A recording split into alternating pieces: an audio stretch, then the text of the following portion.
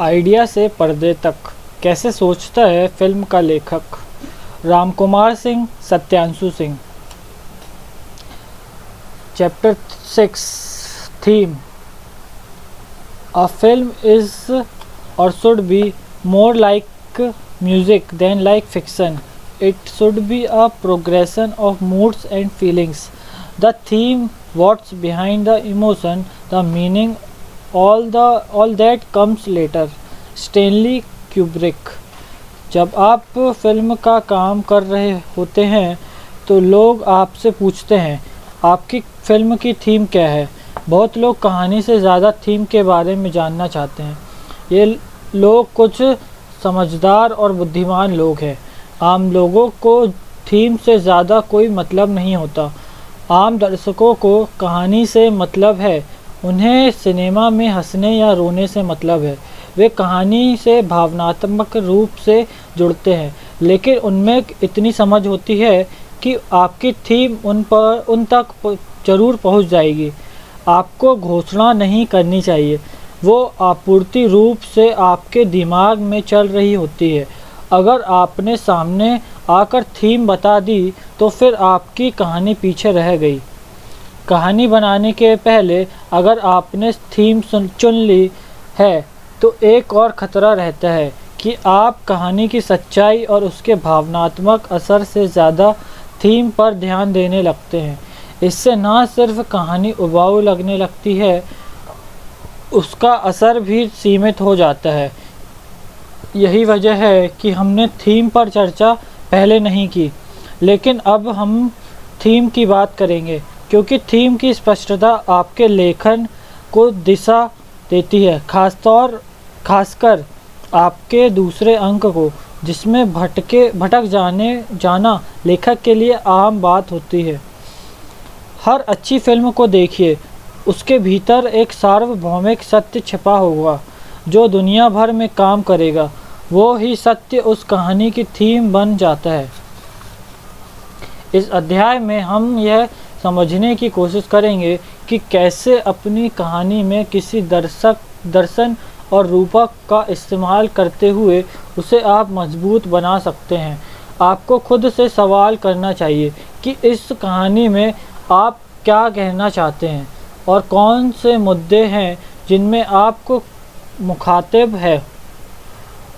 कौन सी वो बात है जो यूनिवर्सल है और आप अपनी कहानी के ज़रिए हम उसे कहना चाह रहे हैं।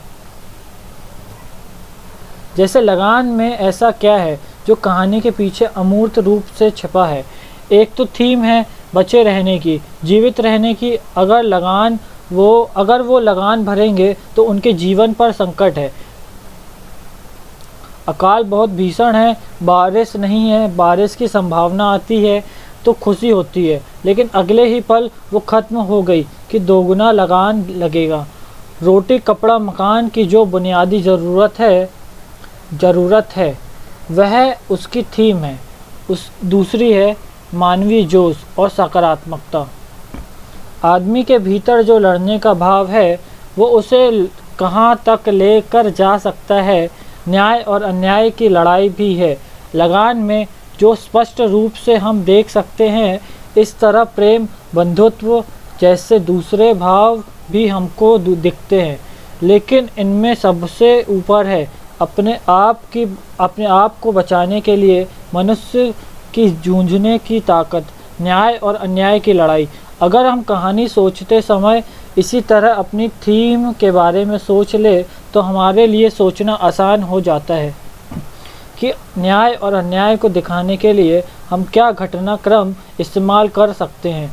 लगान के पहले दृश्य में हिरण का शिकार हो रहा है, या फिर राजा को कैप्टन रसेल कहता है कि अगर आप यह गोश्त खा लेते हैं तो मैं आपकी बात मान लूँगा।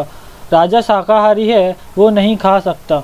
यहाँ स्पष्ट दिखता है कि कैप्टन रसेल कितना अन्यायी है, अहंकारी है, लेकिन इसी बात में कुछ अंग्रेज अफसर है और एम्पायर है। और इसी कहानी में कुछ अंग्रेज अफसर है और अंपायर है जो साफ़ सुथरा और ईमानदार खेल चाहते हैं। न्याय और अन्याय कई प्रकार से इस फिल्म में नज़र आता है। क्वीन में देखिए, वहाँ सबसे बड़ी थीम है आज़ादी, दूसरी थीम है अपने आप को पाना, तीसरी है प्रेम। देखिए इन तीनों विषयों को एक्सप्लोर करने के लिए क्या क्या तरीके इस्तेमाल किए गए हैं। आज़ादी को दिखाने के बहुत सारे तरीके हैं। जैसे अगर आप बोर्डिंग स्कूल में फ़िल्म बना रहे हैं तो वहाँ के बच्चों के हिसाब से आज़ादी कैसे हो सकती है। सोचिए, जैसे बोर्डिंग स्कूल में बच्चे सिगरेट या शराब पीकर सोचते हैं कि वे आज़ाद हो गए। दीवार पर पेंटिंग बनाकर वे सोच सकते हैं कि वे आज़ाद हो गए। गिटार भी एक रूपक हो सकता है आज़ादी का। रॉक म्यूज़िक आज़ादी को इंगित कर सकता है। नियम तोड़कर रात को हॉस्टल से भागना भी संकेत है। क्वीन की रानी लड़कों के साथ ड्रामेटिक में रहती है, डॉर्मेट्री में रहती है। कुछ तो वो आज़ादी हुई ही है। वो अलग अलग शहरों में अकेले घूम रही है। धीरे धीरे बहुत सारी चीज़ों से वो आज़ाद हो रही है। मान लीजिए आपकी फिल्म में विषय है दोस्ती, तो क्या दोस्तों के अलावा आप उस फिल्म में एक कुत्ते का किरदार डाल सकते हैं या एक घोड़े का किरदार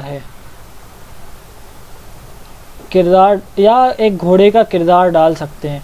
ये दोनों जीव आदमी के दोस्त के रूप में जाने जाते रहे हैं।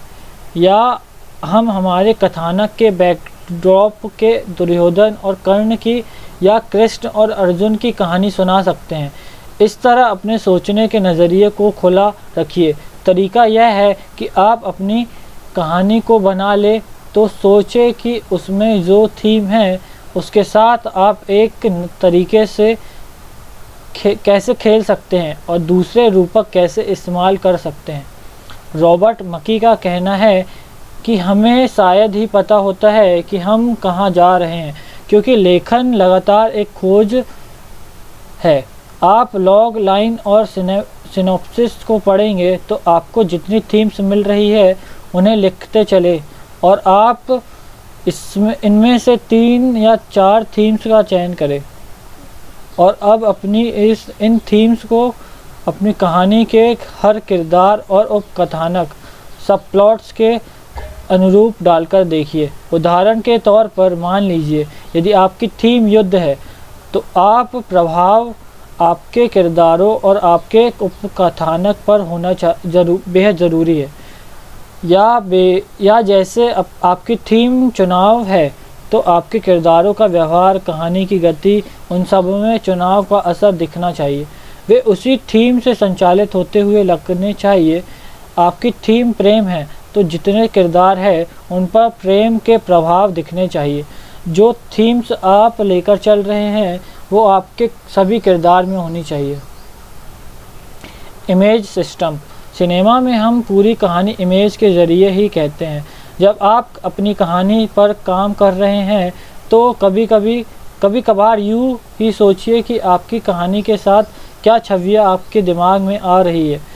उन सब छवियों के बारे में लिखते जाइए। फिर उनमें से कुछ छवियों को चुन लीजिए जो आपकी फिल्म में बार बार इस्तेमाल होगी।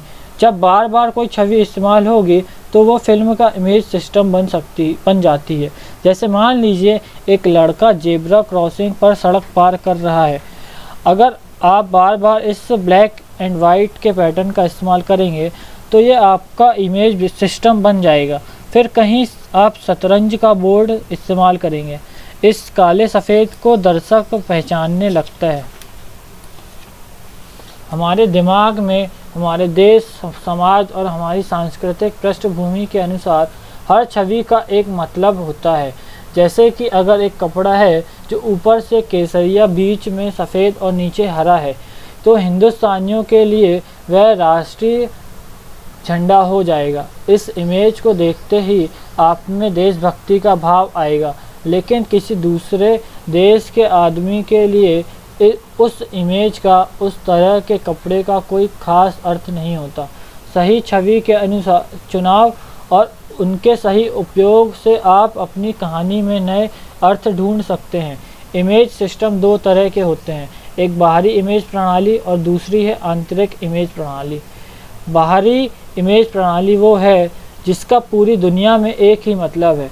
जैसे अगर आप पिंजड़े में बंद कोई परिंदा दिखाएंगे तो वह पूरी दुनिया में गुलामी का प्रतीक है, आज़ादी के छिन जाने का संकेत है। जैसे पानी है तो पूरी दुनिया में पानी जीवन, शुद्धता और ताजगी का संकेत है। अगर हम हमारी फिल्म में हरियाली दिखा रहे हैं तो वह पूरी दुनिया में प्रकृति, समृद्धि, खुशहाली का ही प्रतीक मानी जाएगी। सारी दुनिया में सफ़ेद रंग का झंडा शांति का प्रतीक माना जाता है। आप अपनी फिल्म में जो दिखा रहे हैं अगर उसका मतलब फिल्म के बाहर भी वही है तो वह बाहर यानी एक्सटर्नल इमेज सिस्टम है।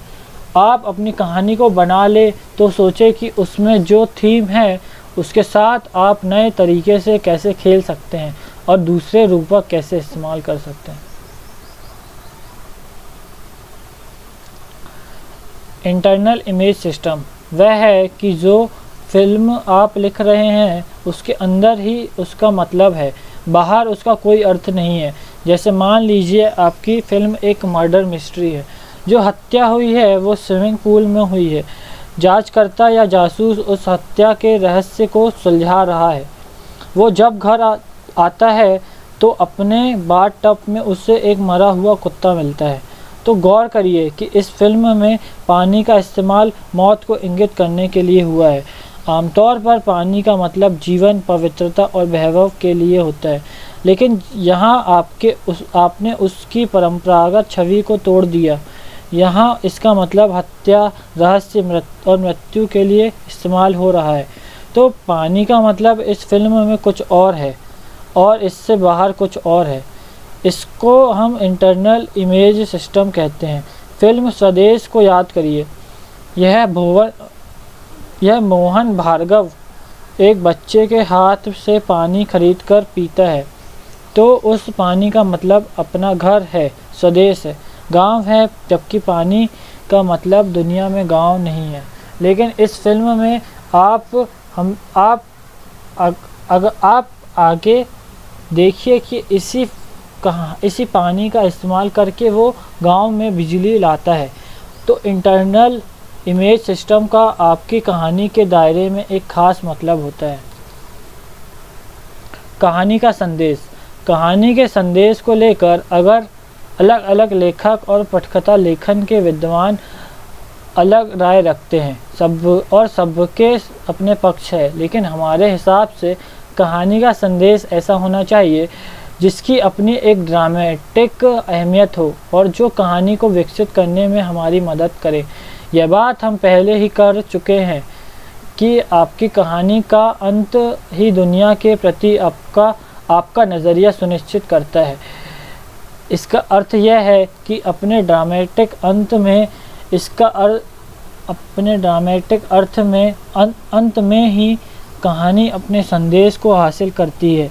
अगर अंत से पहले ही आप सब कुछ बता देंगे तो कहानी का कोई अर्थ नहीं रह जाता। आपकी कहानी का अंत ही दुनिया के प्रति आपका नज़रिया सुनिश्चित करता है। सही बात है ब्रो।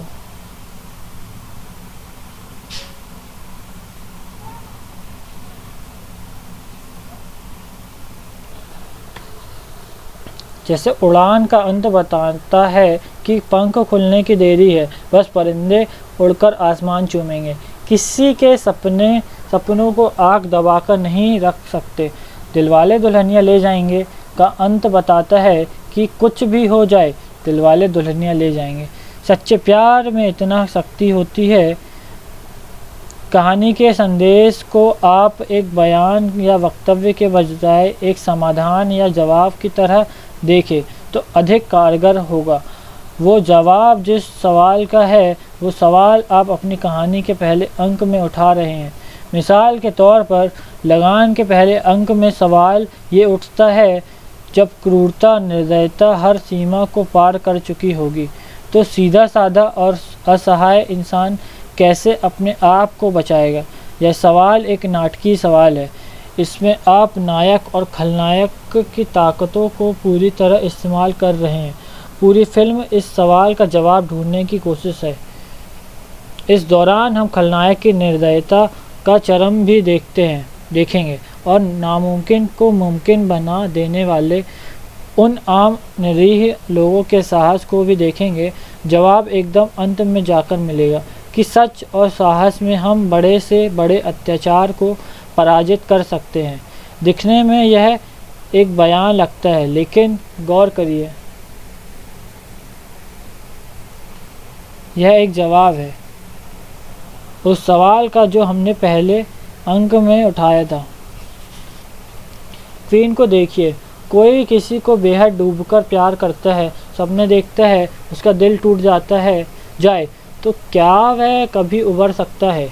क्या वो जख्म कभी भर सकता है?